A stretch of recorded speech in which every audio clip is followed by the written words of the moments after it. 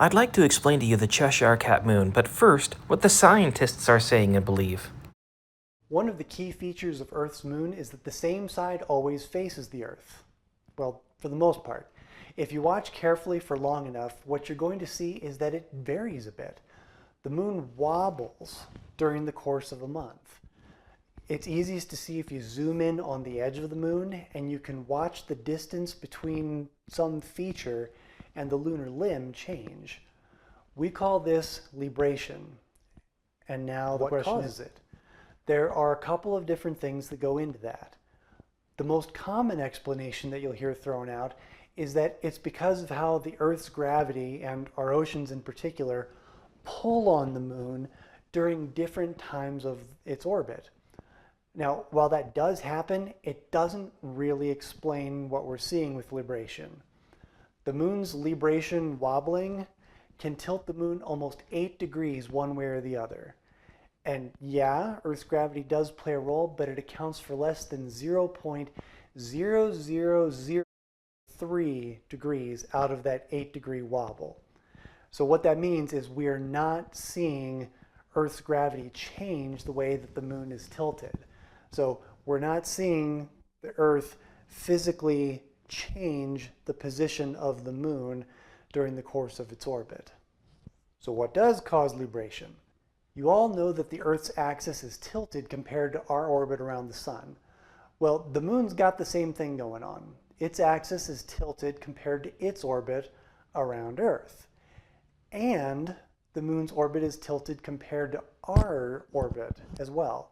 And when you add these two effects up, it means that sometimes we are above the moon and we can peak a little bit past the moon's north pole. And 2 weeks later, we're going to be a little bit below the moon, and we'll be able to peak just a little bit past its south pole.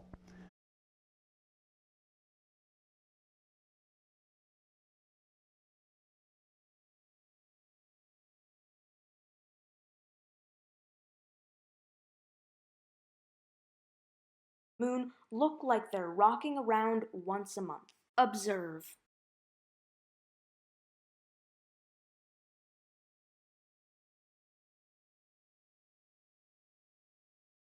We think of the moon as orbiting the Earth, following a spiraling trajectory as the Earth itself orbits the sun. But this is wrong. Not only is the moon's orbit not a spiral, there's an argument that the moon actually orbits the sun, not the Earth. Sure, from the Earth's perspective, the moon appears to orbit the Earth, but from the sun's perspective, or from an observer far above the solar system, the moon orbits the Earth so slowly and the Earth and moon are so far from the sun that the moon's trajectory never actually makes any sort of a loop. And in fact, it never even curves outwards towards the Earth at all, but always inwards towards the sun. The moon's trajectory is more like a 12-sided polygon with curved corners than it is a spiral or even a wiggly line. Though the moon's trajectory is so close to being a circle, it's kind of hard to see. Here's a simpler example of an orbit where a planet's moon's trajectory only ever curves towards its sun. It looks like this hypothetical moon is actually orbiting the sun and just getting nudged in and out a little bit by the planet as it orbits. This type of curve, where a circle rotates while attached to another rotating circle, is called an epitrochoid, though they're usually generated by rolling a circle around another circle, but the curves are the same. It's a fun little bit of geometry. Depending on how fast the two circles rotate relative to each other and how big they are relative to each other, you get everything from spirals to wiggles to polygons with rounded corners. The faster a moon orbits relative to its planet, or the larger the moon's orbit is relative to the planet's, the more spirally the trajectory.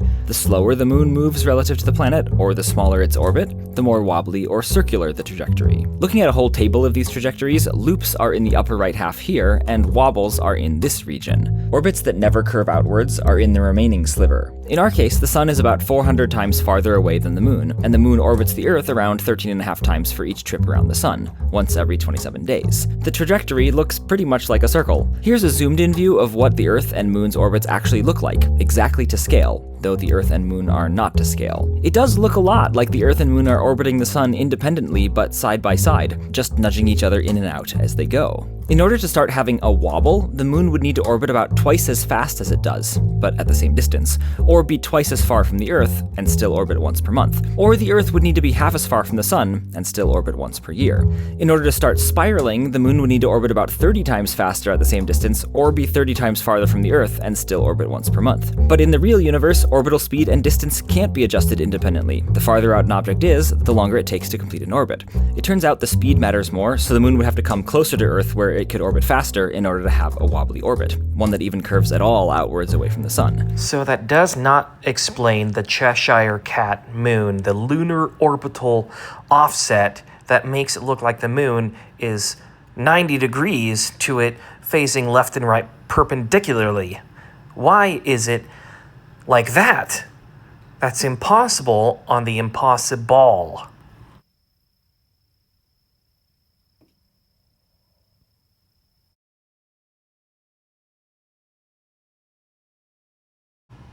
So the lunar orbital inclination is the angle to which the moon rotates around the Earth.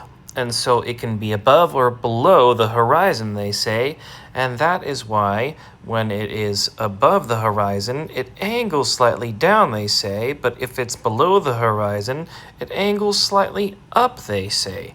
But it never deviated from that. If it's in between, it always phased left to right, all right? But now it is completely sideways, this way, or this way.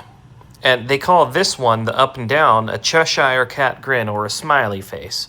Okay, so if it is above, it is slightly down, okay? If it's below, it's slightly that way.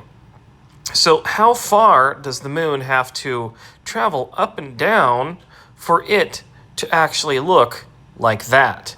It would have to travel way farther, or it would have to travel way farther below, which is impossible on the impossible. It is impossible on the impossible.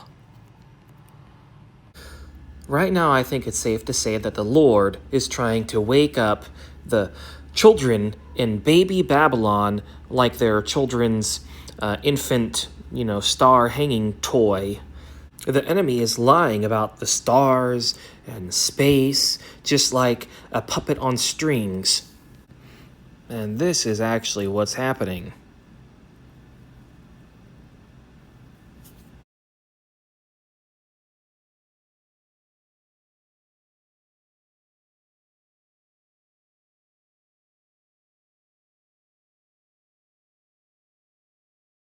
The truth is, things keep changing. The Lord is trying to wake people up, and the satanic scientists keep on explaining it away.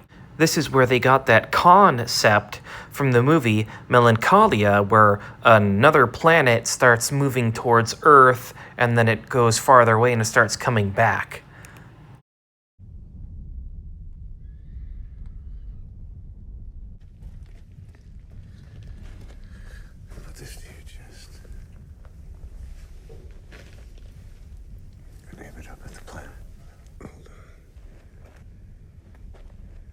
Is that right? Yeah. In 5 minutes, it'll be smaller.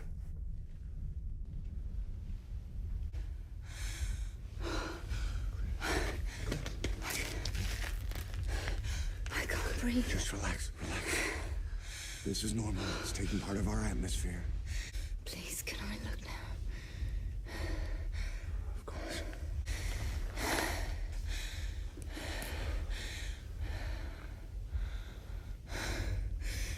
It's smaller. Of course it is. It's smaller. It's moving away from us at over 60,000 miles an hour.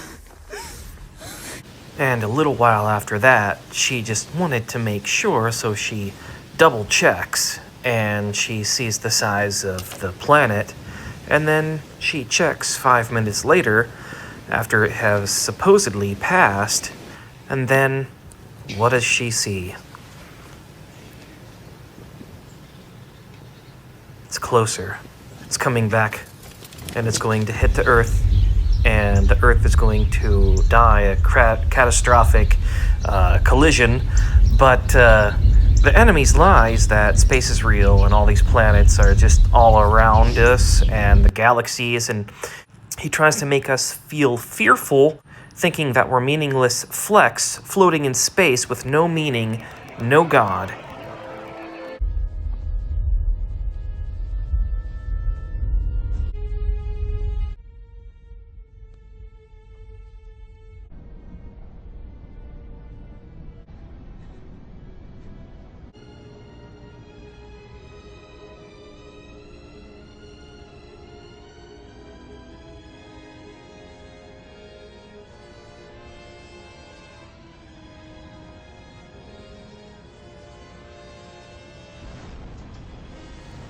Thankfully, the Lord set the foundations of the earth immovable, and that scenario will never happen other than the Lord's judgment.